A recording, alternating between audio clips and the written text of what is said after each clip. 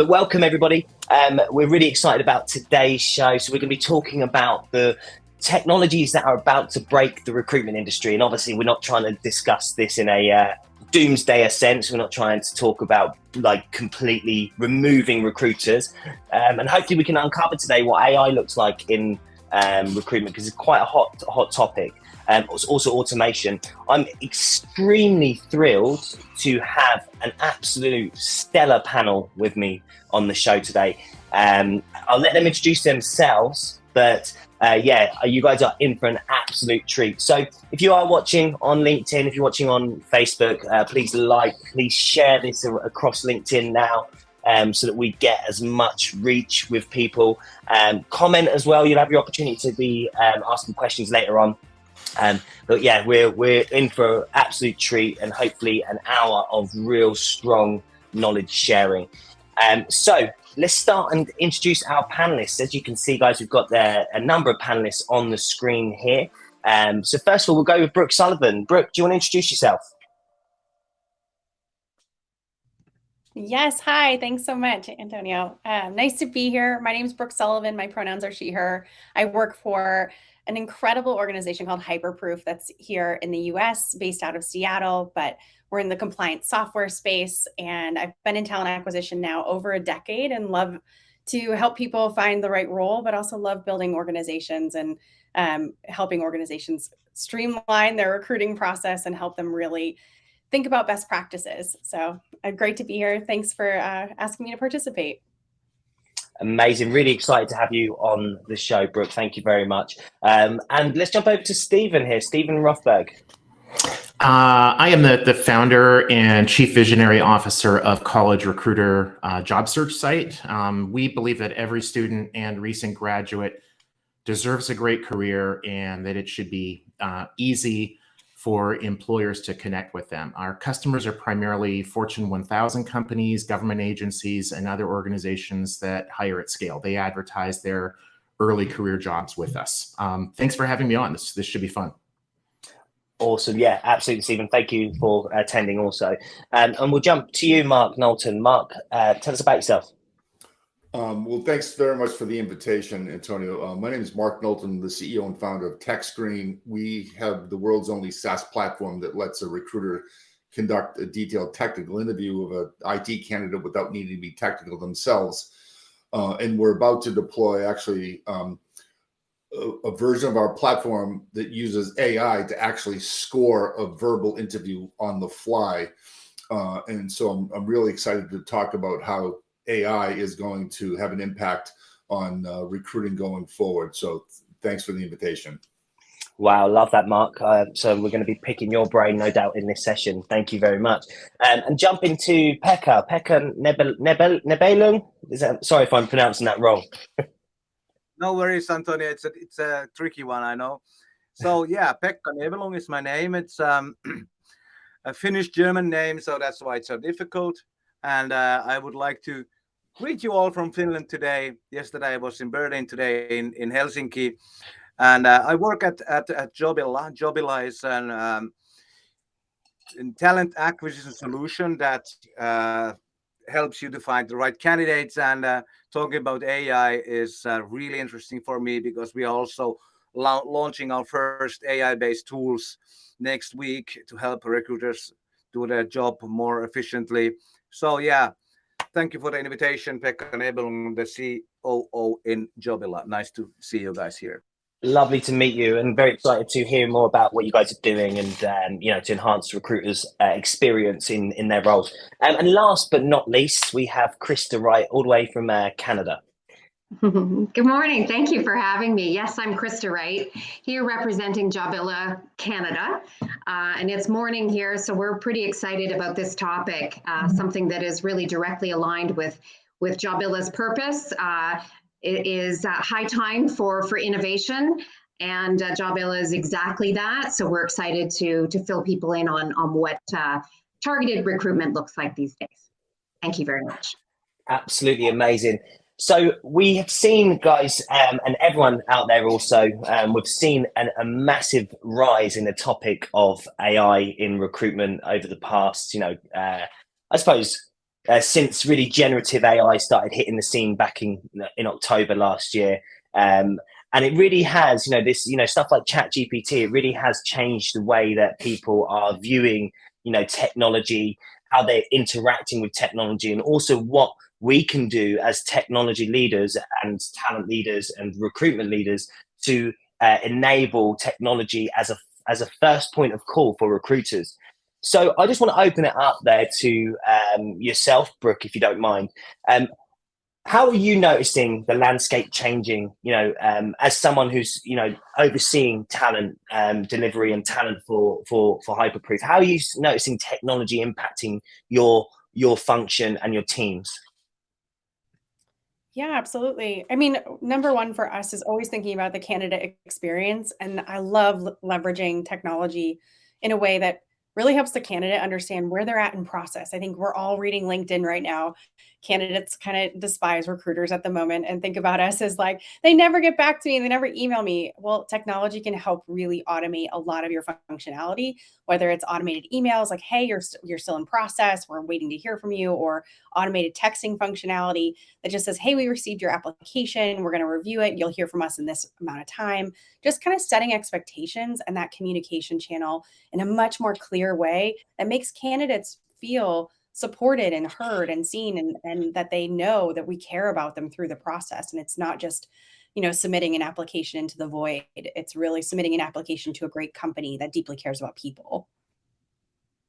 Amazing. Yeah, absolutely. And that candidate experience really needs to be at the forefront, right, of everything we're doing. So, Stephen, what do you think? You must work across quite a high volume recruiting in many regards. So, how's technology impacting the industries that you serve? Yeah, a couple of things that I thought might be helpful to the listeners to share what I'm seeing. One is, I think that AI already is and has the potential to do more of include candidates in the hiring process that might have been overlooked before. But it also is, I think, already being used this way and will continue to be to exclude candidates that should be included in the hiring process. One of the things that I just read that I thought was really interesting was that there was a study, and I think it was just done in Europe, that women were something like 30% more likely to apply to a job if they knew that their application was going to be reviewed by AI instead of humans. And what that, I mean, we can unpack that in a whole lot of different ways, but that shows to me some promise for including groups that have been excluded. One of the problems that I see with AI is that I think that there's a tendency by developers and technology providers to basically say, well, it sounds logical, candidates should want to do this, and therefore they will. And that even if that's the case in the majority of instances, when you start to say, well, candidates with Bell's palsy or cystic fibrosis, they're not considered facial expression issues, that they're outside the norm and therefore we're not going to code for them. That's really problematic to me. And another issue that I'm really concerned about, and I'm hoping that we'll be able to talk about it today, is that I think that a lot of the technology providers do not appreciate the massive legal liability that they're taking on when, for example, like a job board that may never have been involved in screening and selection and just sent applications over to the employer to do. When job boards or others start to get involved in that screening and selection ranking of candidates, they become employment agencies. And employment agencies are just as liable for discriminatory hiring processes as are the employers. And if the employers are using technology that's discriminatory, those employers are as well. They can't outsource that liability to the tech provider. Boom! That's absolutely fantastic. That's absolutely fascinating, Stephen. I think there was a story a couple of years back around a Google AI that had been trained, and the actual AI then became biased towards a select number of candidates. So it actually was trained using the wrong data. So that makes you think well, obviously AI is amazing, machine learning about the types of candidates that we hire, the types of soft skills they have, competencies, getting all these data points and making a good assumptions of people. But what are the pitfalls, do you think, then, from interviewing people utilizing AI? And obviously, Mark, this is your bag. So what pitfalls could there be? And I know you're launching a new product, so I don't want to damage the product. No. So, but no, it's a fair question, and I think I'm going to draw upon a very old adage when it comes to databases: garbage in, garbage out. So the real trick about harnessing the potential and power of AI is to pay copious attention to what sources are you using to inform the system that you're actually asking to perform some task, right? And so if you just ask your system to just go and harvest in all information about topic X, without any clear instructions on the source, right? So you could, I read an article a couple months back where people were trying to make the argument that ChatGPT was racially biased. And so if you tell the system, go out and harvest the entire universe for all things on this subject, they could be getting something that came from a blog, not from some official source of truth. And how do you tell the system to well, this is just an opinion piece. This is just some person blowing steam. Don't give it any credence. But because they look for a certain subject and they pulled in something that was clearly formed as an opinion, and this person was just not all there. It somehow gets baked into their math. And so the real trick about making use of AI is being extremely precise about, okay, what are you asking it to learn? From what sources are you deriving your conclusions? And that's the real magic of how you make AI successful, is you have to have a very well-defined set of targets. Tell it to read something is one thing, form a conclusion is another thing, but it's what are you basing your conclusions on? Do you understand where you're getting your information? And so that's probably the biggest part of the sort of the cautionary side of using AI. It does phenomenal things. I just recently attended Unleash AI out in Las Vegas, with every single HR tech company who has any kind of product that has AI in it was there. So I got to see firsthand of the massive, powerful potential out there. But I would just say, be very careful about where you're telling your technology to go learn from. So that's the biggest takeaway I got out of that Unleash AI show. Awesome. Thank you, Mark. That was really interesting. And so, obviously that old adage of garbage in, garbage out is a real crucial one, right? Because obviously it's only as good as the data it's analyzing. These models are only as good as what data you have to analyze. Do we have enough data, do you think, on candidates? That's maybe a different question. But Pekka, what do you think about AI and its role in recruitment today, running Jobilla, and what are your customers most likely to be using AI to do? Well, I would like to first outline that actually in recruiting, in the whole industry of recruiting, we have three totally separate industries. We should consider that if we talk about AI. We have recruiting tech industry, recruiting softwares, then we have recruiting medias, which is a different story. And then like recruiting services, tasks recruiters are doing. And I think taking AI to the part of the recruiting service part, where we select, interview, qualify or disqualify, and communicate, really truly communicate with people, that's risky. I think that should be done always by a person. I think the AI can be a really, really good assistant there. But in the part of recruiting medias and recruiting tech, there we have even more possibilities. So, for example, our new tool now is just for recruiters to easily build custom emails in the behalf of the recruiter for certain tasks. For example, invite this candidate to an interview. Then you don't have to write the email. It's like AI can do stuff like that, but I wouldn't send the email to pick me the right candidates, because how can we teach the AI the cultural aspect, the humane aspect? I also don't like the idea of how ChatGPT, for example, is built, because the database of ChatGPT is growing all the time based on what people put in there.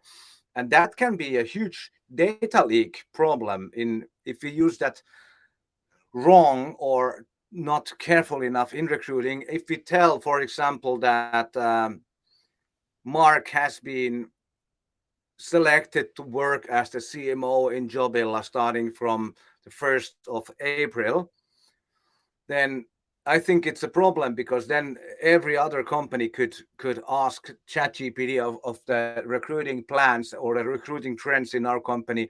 And that's a really, really powerful tool then also for like company espionage. So if we use AI in delivering delicate information, we should be extremely careful with that. That's my thought here.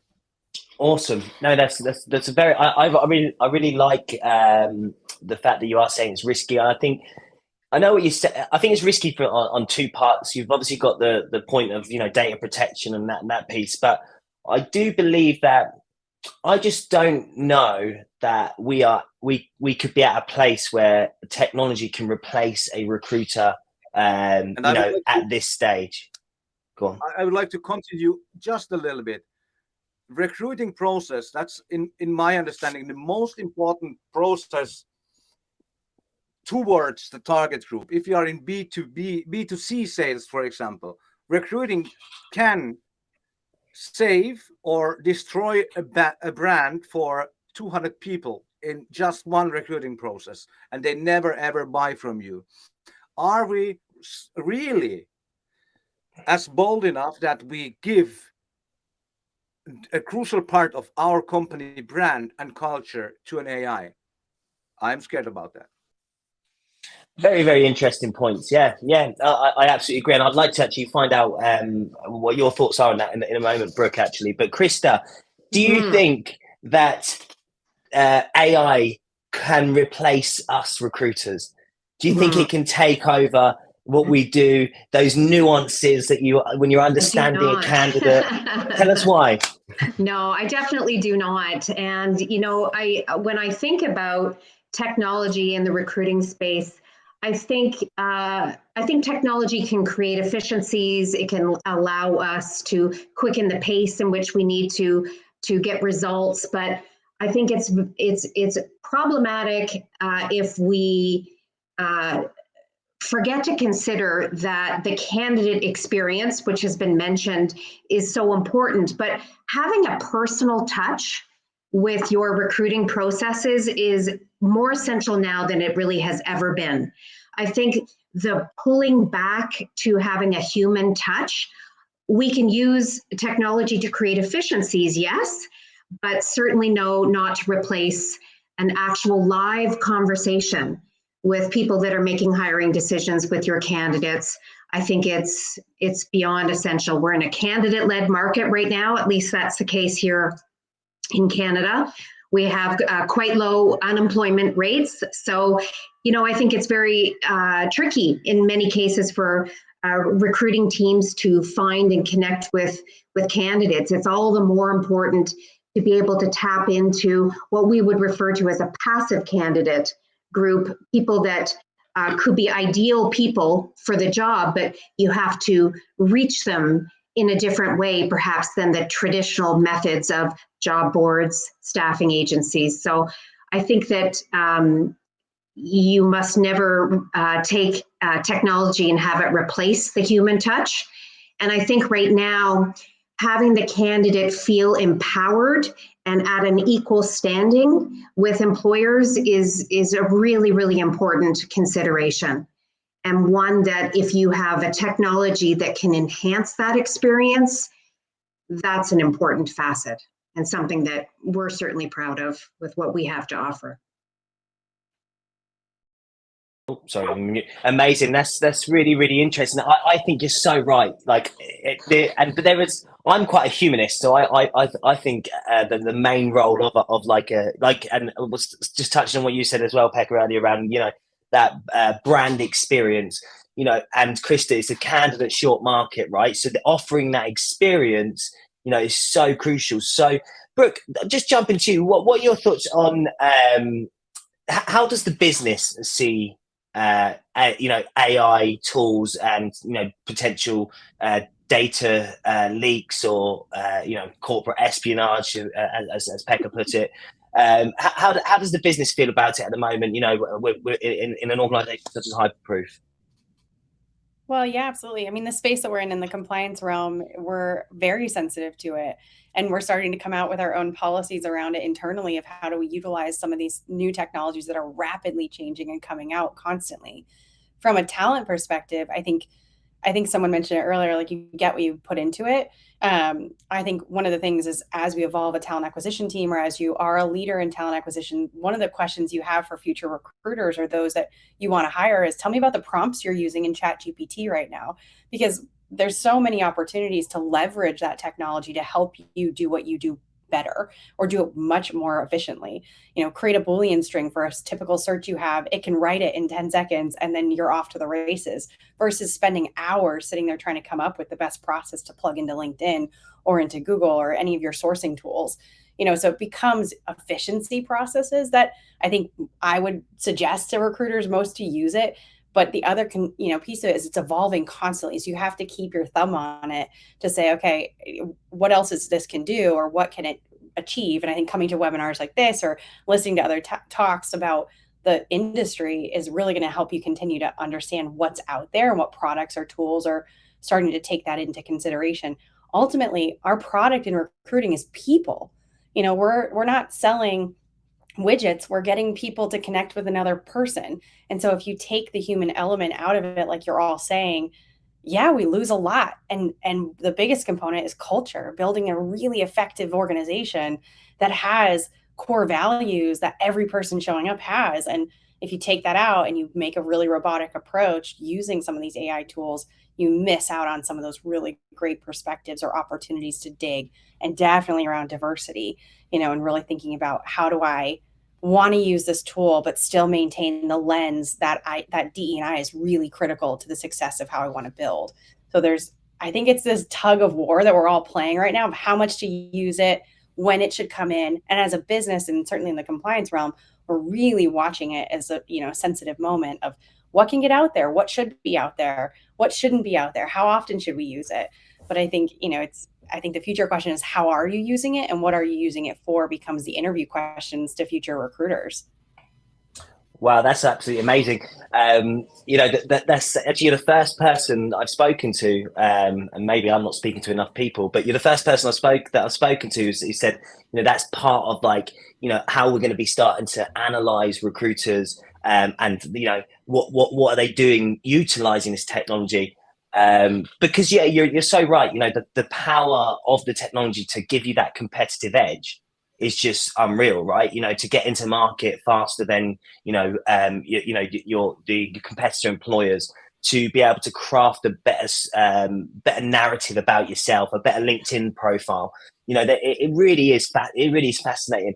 And one thing that I just really, you just stirred there in me, Brooke, was that it really feels like this is like at the start of something so exciting, right? We're so exciting, and everyone's talking. Everyone's like, what's the future going to hold in this space? But no one really knows, do they? So, Stephen, what do you think about balancing, the use of technology and that personal experience to enable a great candidate experience? Like, what are your thoughts on that?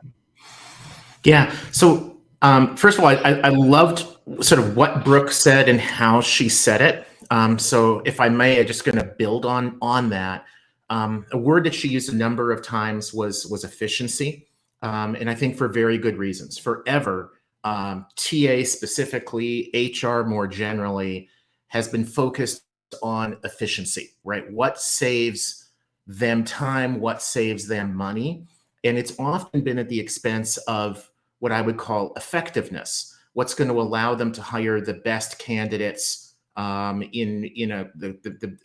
then retain those candidates over time. You can hire really unqualified people very quickly and very inexpensively, and that's not what we want. It's better to go a little bit slower, maybe spend a little bit more money and hire the right people who are going to be with us for longer. Candidate experience and how AI impacts that, I think, have a lot of promise. So if I'm a candidate searching for a job and I want to know some details about the medical plan, the retirement plan, what the salary range is, and with my qualifications, where would I fit into that range? I should be able to do that with AI and get those answers instantly and then decide whether to apply or not. If the employer, perhaps with the assistance of some kind of an assessment tool, has decided that I'm going to be interviewed, maybe a 10-minute phone screening interview, maybe it's my third interview and now I'm meeting with a senior vice president. I shouldn't have to go back and forth for the next 2.5 decades with a recruiter trying to find time on their calendars and on my calendars, et cetera. AI can provide a tremendous assistance in that, in going back and forth with me to compare their calendar, my calendar, give me directions to their office, give me the Zoom link, whatever. So that kind of efficiency through AI, I think that's a no-brainer. And some organizations are already using that, and some have actually been for years.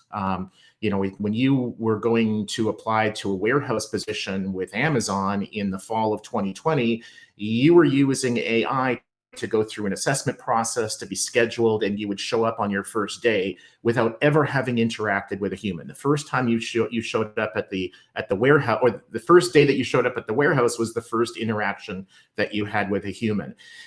That, I think, for most organizations in most roles, creates a real dehumanizing aspect. And I do agree that people still want to have contact with humans over AI or some other technology, but not always. I think that there are a number of times where it's just, I want an answer to this. What's the pay rate? What does the medical plan say?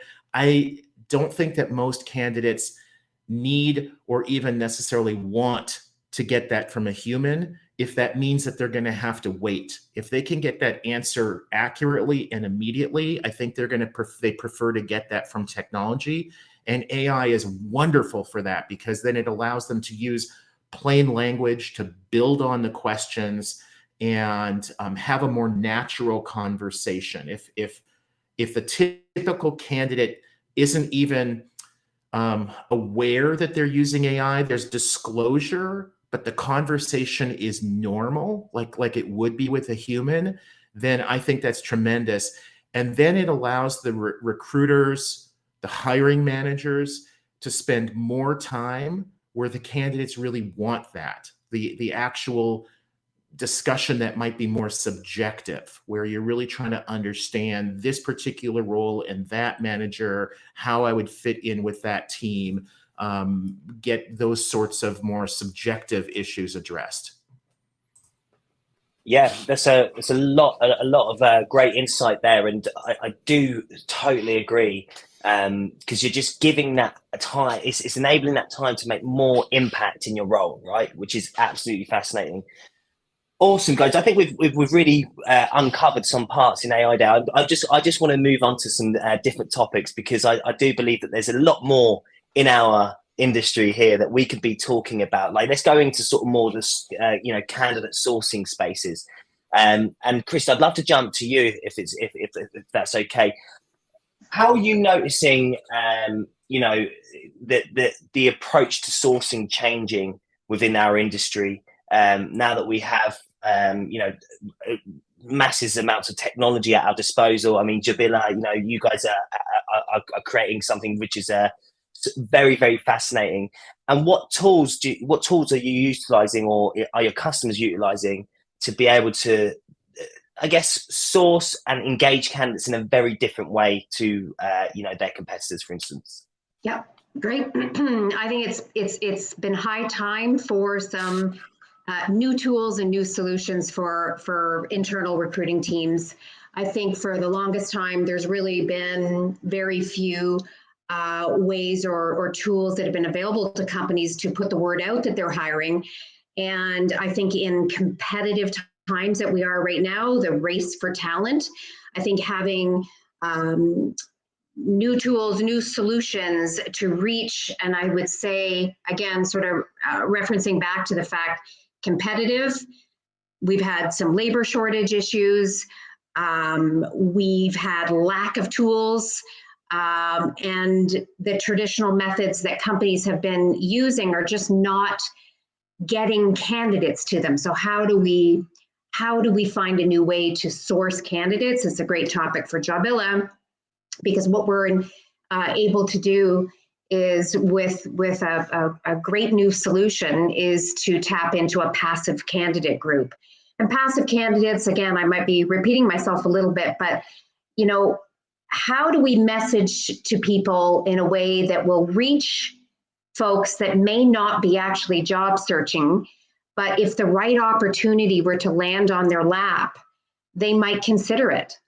And that can happen in many ways, or, timing is really everything for that. But so I think sourcing in a way that utilizes social media is an important thing. And when we really look at the kind of sheer numbers of people that are utilizing social media, something that has historically not been tremendously successful for companies just to use paid advertisements. It hasn't really had a lot of success in my experience. But when you combine that with a system that uses that as a way to reach passive candidates, you have a totally new funnel for your sourcing efforts that I think is, again, super timely right now.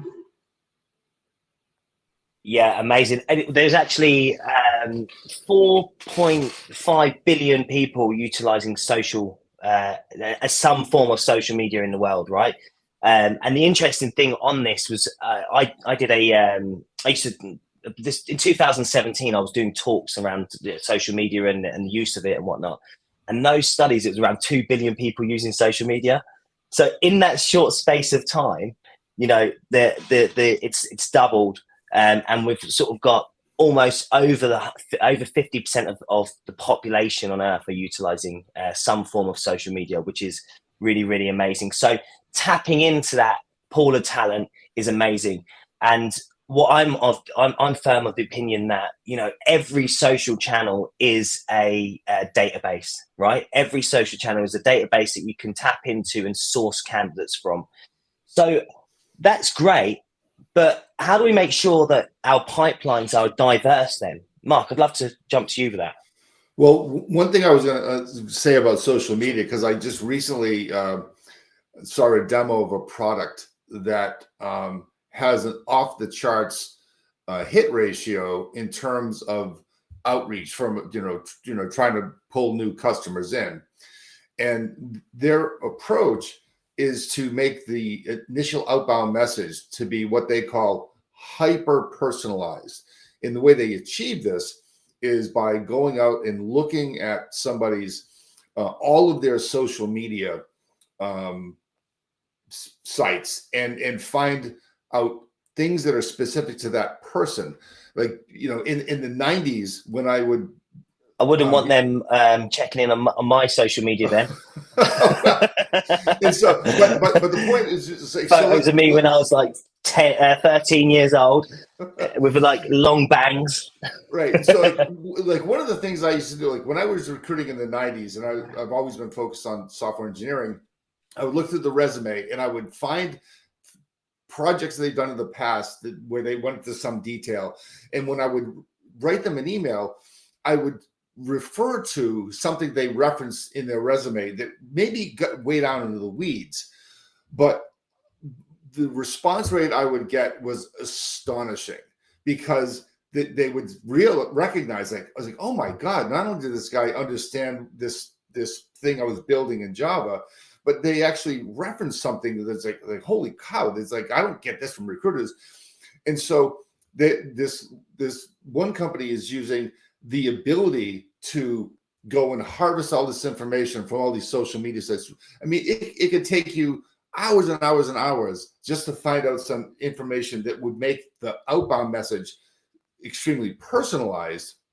And so that is a great example that deals with a couple of things, right? So my thesis on how we should use AI in recruiting is focus on, is it completely binary? And Brooke made a great point, like a Boolean string, right? A fairly dry topic, but use AI to perform these like very binary tasks and let people do the thing that have layered complexity. You know, it's like, you don't want to have AI. It's like, hey, what's changed since the last time we spoke, right? When you're trying to reel the candidate in. But I would say focus on using AI that accomplishes extremely binary tasks that can be very time consuming, and let the things that require diligent thought and compassion and all the emotional stuff that goes into dealing with, two people having a conversation, a relationship, etc., building rapport, that will never go away. You'll never replace recruiters ever, because this is a people business. But AI can and should be applied to those rote binary tasks that just take time, and let the people element, be the thing that actually is the deciding factor, if you will. It's like, it's always going to be a people business. Let's use technology to do the heavy lifting of time-consuming tasks, and let people have relationships with other people. And sometimes things get a little bit cloudy, but the sourcing in particular, use technology to reduce the time it takes to get things done, but the people element has to be the most important factor, indeed, because it'll never be, it's always going to be a people business. Love that. Yeah, absolutely. And the interesting thing, that around that organization or what capability we have here, I mean, what does that do? If you have the ability to make understand what people are doing on online, let's say online, which we do, if we take advertising, programmatic advertising, we can target people based on them visiting our website or visiting, or clicking on a product or an advert in Facebook, and then targeting back in Instagram and stuff like that. So what does that do for the careers pages? There's so much technology we can utilize for our career sites that can really nurture people through the funnel. Pekka, what do you think about that? It seems like you guys are doing some interesting stuff at Jobilla around this. So I'd be interested to know a bit more around what your thoughts are there. Yeah, this is really, really good. And interesting topic with these career pages. We have also this as one service what we provide to our customers. I think nurturing pipelines, they are not the real true problem. We can talk about pipelines the whole day long and do something, but the real problem here is that companies are not keeping up with the fact that we basically play hide and seek. 15 years ago, it was so that hide and seek was so that the people were looking for good companies to work for. And now the rules in that game have switched. And still, basically all our traditional tools are based on the rule. It used to be the other way around. So if you talk about medias, if you talk about funnels, we should always keep in mind that we have to flip it around. The rules are different than before, and yeah, that's what we have to keep in mind also on career pages. Love it, love it, love it. So tackling on the really important topic of diversity, equity, inclusion, and how we can create I guess more diverse workforce, but also it starts at the recruiter level, right? That's how important our role is as recruiters, right? We are the people that are pushing this these initiatives into the market and actually making sure that we remain unbiased. And obviously we all have unconscious bias within all of us, and it's proven. So I'll chuck this out to anyone who wants to take this one. How can we utilize technology to remove that bias? I'll jump in, Antonio, if it's okay. Amazing. Thank you, Brooke. Yeah, of course. So there's actually a great podcast episode Adam Grant just put out on rethinking. He interviewed 2 other faculty members at the Wharton Business School who utilize AI in their classroom and how they incorporate it in the classroom. And one of the things that they helped their students kind of get to was building better prompts so that they could start to remove bias and bias languages. And they would keep iterating. And in ChatGPT, you can actually like ask it to rethink or redesign. And so they got down to a point of analyze, they put in their own words. So they put in like a speech from Adam Grant and they said, analyze this and how would you describe this type of writing? And then it comes out like very empathetic, really high thinking, quality expert, okay, now write a piece like that in this type of writing style. And then it would produce that same writing that sounded very similar to Adam. And I think we can do the same thing with job descriptions.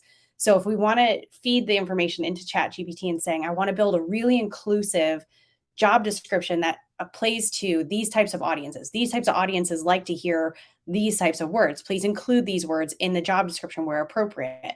And then you're plugging it in, you're teaching it how to build a really inclusive job description that's going to attract a wider audience and doesn't play favorites to, one party or another, but you can also get it to play favorites to a party you're trying to attract to that position. So I think it's using ChatGPT in a way. And I like ChatGPT. I'm sure there's a lot of other platforms. And I know there's a lot of other platforms that can analyze your job descriptions. It's just a way to teach it and to think about, okay, if I can get it to know that this type of prompt generates a really inclusive job ad, I'm going to use that every time. And now you're perfecting your system and you're streamlining your process and going back to that efficiency moment, but you're starting to really impact how you're recruiting and attracting quality candidates to your company by saying, okay, this is an inclusive job ad. Let's review it. And it's using language that's really going to help bring more people to that page. And so I think using it smarter and really thinking about it, but it was a great podcast from Adam Grant. If anyone's looking for it, was back in March, but it just, how do you teach it to build better prompts to be more inclusive? Amazing. Yeah, that's an absolutely great point. Yeah, go on, Pekka. Yeah, absolutely.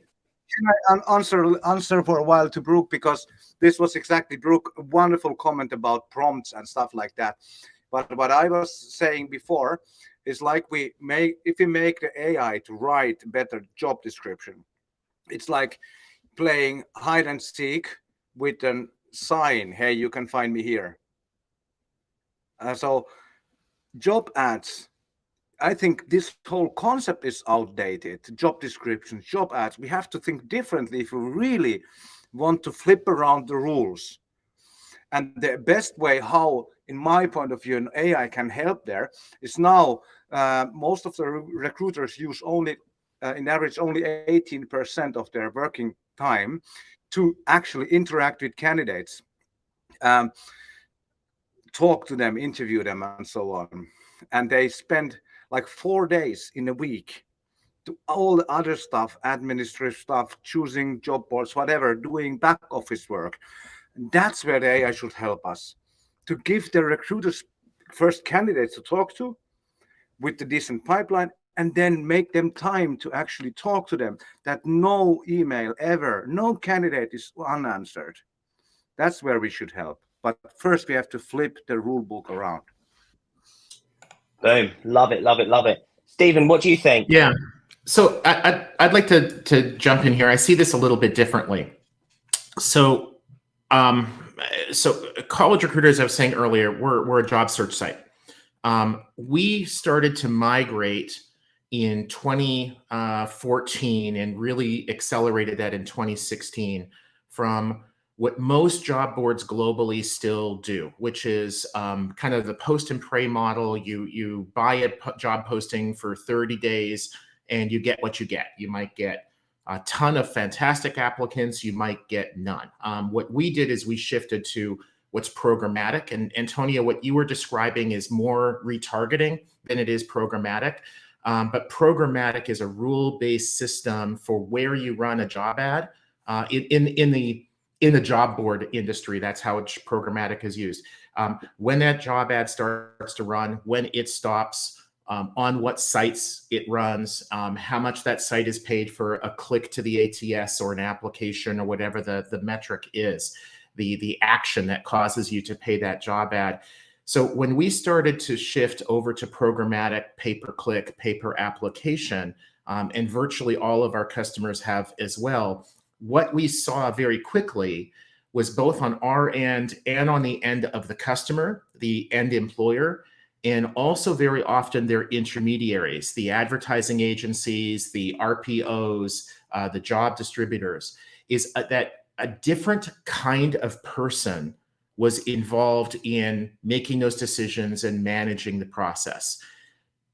15 years ago, the typical HR or talent acquisition person that we worked with was very subjective, very not data-driven. They would use data to justify decisions that they had already made, but they rarely use data to actually guide their decisions. And what we've seen since 2014, and especially since 2016, is a real shift in the makeup of the people that we're working with. And I think that is probably reflected in TA as a whole. The people that we're working with now are much more tech savvy. They are far likelier to have job titles like data analyst, digital marketing specialist, et cetera, instead of a job title like human resource manager, vice president of talent acquisition. So I think that TA has brought in, thankfully, a lot more people, generally young, not always, who are much savvier at using data and understanding the value of data.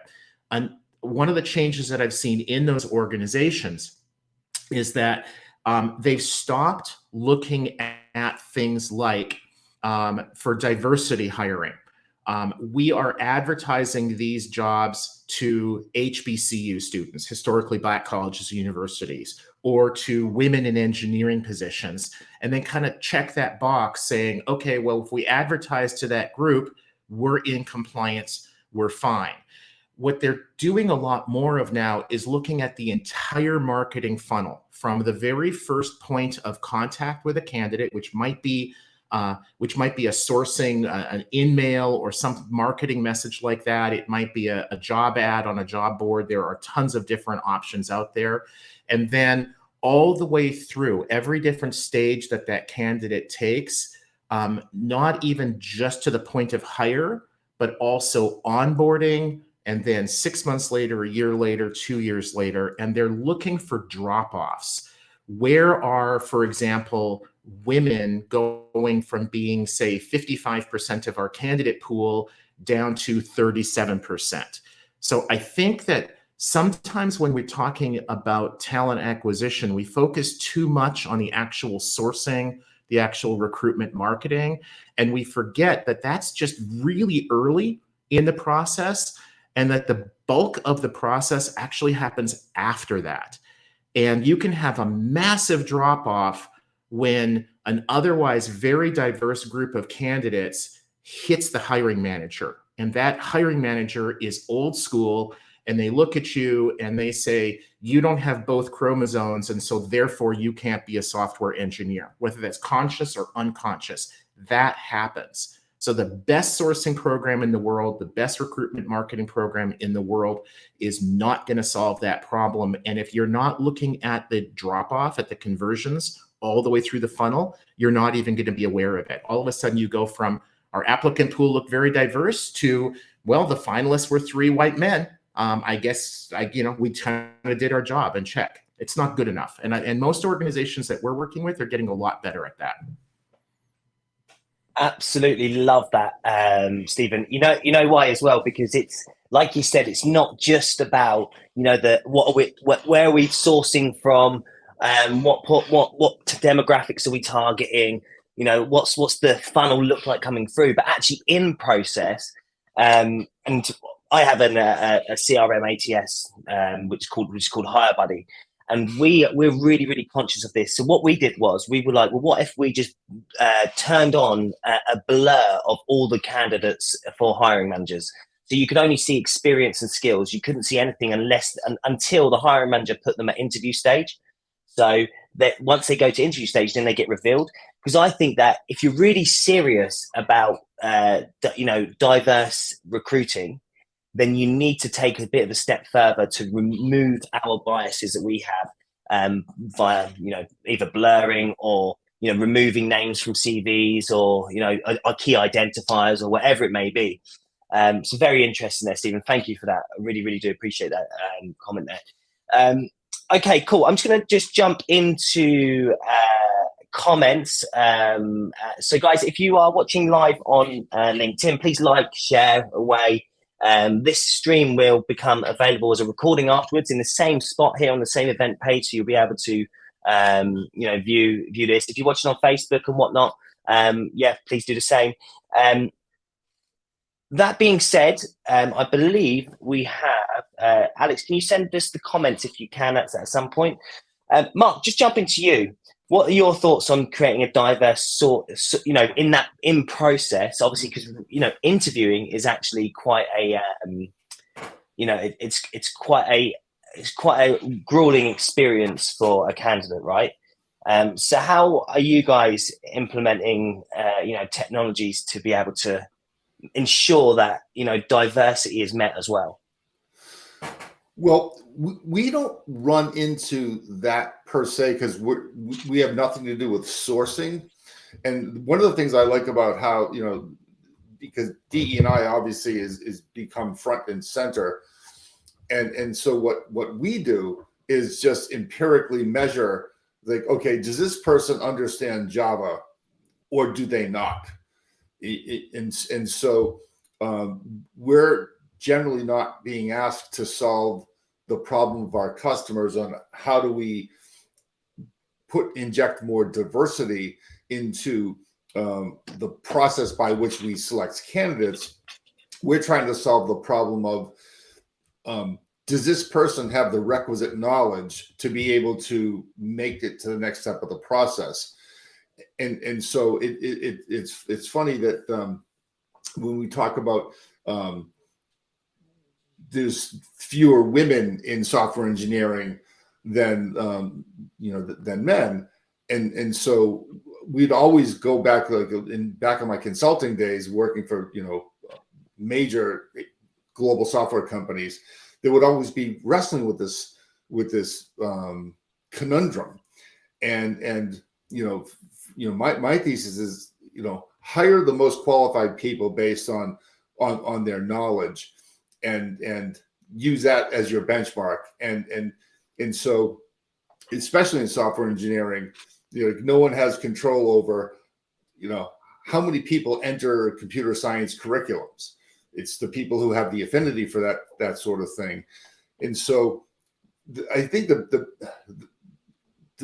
best pathway to ensuring a more diverse candidate pool would be, what are we doing to entice people who historically haven't gone to in engineering or computer science pathway? Like, what can we do to encourage more people to walk through that door themselves, right? And so I think the whole push with STEM puts a nice spotlight on trying to attract people. So I think it's more about, like, what are we doing to convince people who might have otherwise shied from that sort of career pathway? how do we get them to want to go into it? Because once you are already through a CS curriculum, the people who have the affinity for it are going to do it because they decide on their own. How do we make it more attractive for people who might have not considered a CS, career pathway to consider that? And so it's trickier to figure out how do we get technology to convince more people versus how do we convince, what programs, what process, how do we get them to want to walk through the door themselves? And so I think that's where we have to attack the problem, is not applying technology to people who've already made decisions about what they want to do for the career, instead focus on how do we make this more attractive for people to want to go do that career in the first place? Absolutely. That's amazing, Mark. Guys, we've come to the end of the hour, which is interesting. It just went just like that. And I do want to thank everyone for joining the call today and actually sharing your insight. Was so fascinating. We should all do this again sometime in the coming months. Would be really great to have everyone on different topics in the future. But before we leave, I would love to just have everyone go around and share their leaving parting thoughts. Now, this is going to be something that's going to remain timeless. This is going to be in hundreds of years' time. People are going to come to this video and find out about what recruiting was like in 2023 and your thoughts and your parting thoughts here. So no pressure, guys, but it has to be something good. Stephen, we'll start with you. I think that especially with some of the changes that Google is rolling out, where the search results are now largely going to be Wikipedia type pages with citations instead of pages and pages of links like we've become accustomed to over the last few decades. I think we are at probably the most disruptive point in online marketing, and recruitment marketing is definitely part of that, that we have experienced since the mid-90s. And employers and tech providers and others in our industry that are thinking that this is just a phase that we're going through in the next few months, I think are going to be in a world of hurt. This is going to be bigger than mobile. Boom. Amazing, Stephen. Very, very mic drop moment there. Love it. Brooke, go to you. I think the things that I would just add is be a consumer of all channels or places that are talking about AI right now. There's so many opportunities to get more content and information, and there's a lot of chat channels, a lot of Slack groups that are really in the recruiting world talking about this. Be a consumer. This is changing rapidly, and really be at the forefront of thinking about how this is going to impact your role and your organization as it continues. Amazing. Thank you, Brooke. Mark, we'll jump to you now. Technology should never replace the golden rule.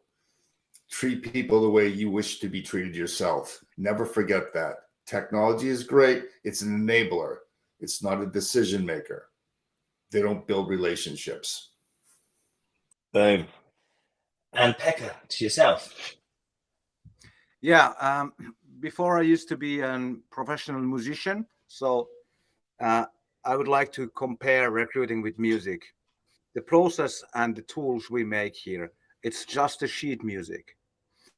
Then we have the people there on the other side listening to that music.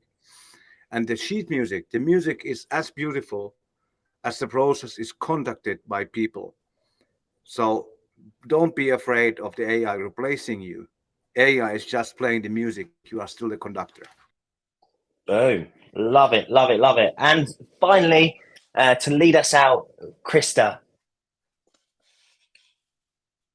Krista, you're on mute, by the way. Apologies. Sorry about that. You think I know that by now? This has been incredibly fun and super informative. I would just like to say that I think technology is there to enhance our abilities to achieve results, but really not at the cost of losing out on a personal human touch that's connected. That's what our candidates want. They want the process to be fun and easy again, and to feel that there is a way in which they can actually have real connections that are brought back into their job search, and for hiring teams brought back into the recruiting processes. And I think we've all had a great deal of information shared here that really pinpoints that technology can get us there. Thank you. Amazing. Thank you so much. So guys, thank you very much for joining in. I really appreciate everyone joining in on this conversation today. I think we really took out a lot of really hot topics that are happening in the recruitment industry. If you are watching on LinkedIn, please give it a like, give it a share it to someone that may be interested in this stuff. Same goes for Facebook. We will be cutting this up and distributing it over the next coming week.